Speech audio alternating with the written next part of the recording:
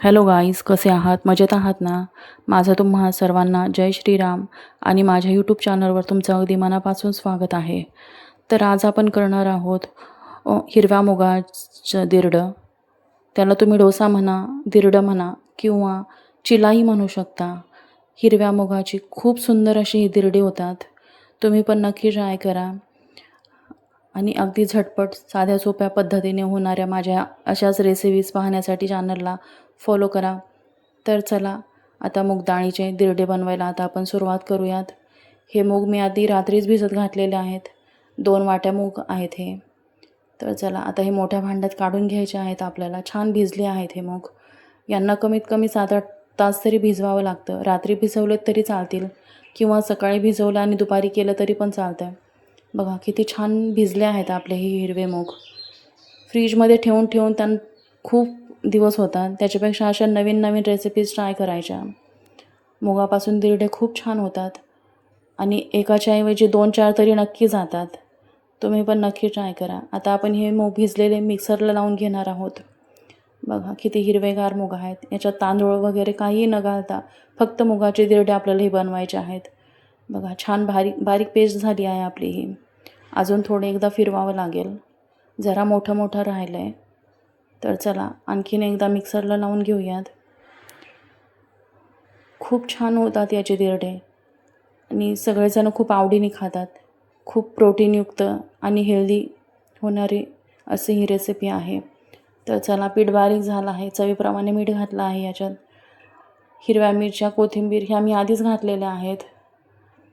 त्या दाखवायच्या राहून गेल्या पण काही हरकत नाही. चला हे मिक्सरलाच लावून घेतलेलं आहे मी सर्व मिश्रण आधीच.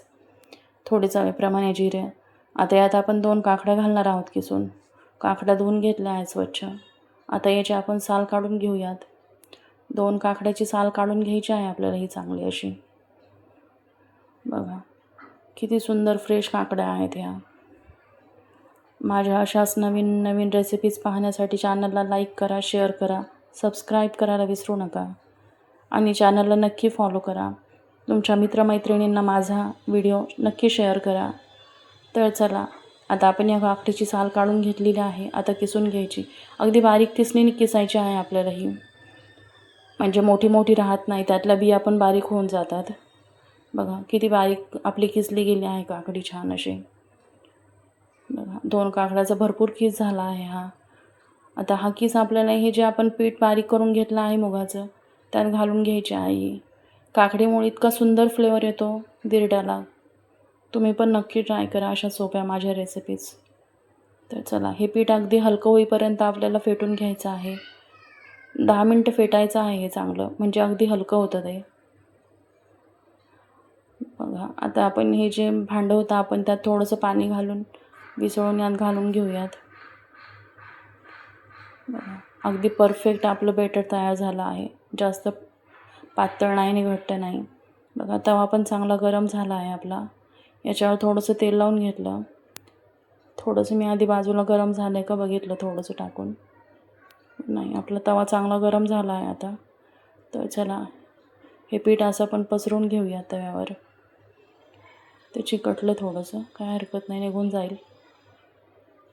बघा तुम्हाला हवे असेल तर जाड करा, थोडे पातळ करा. तुमच्या आवडीने तुम्ही कसेही करू शकता.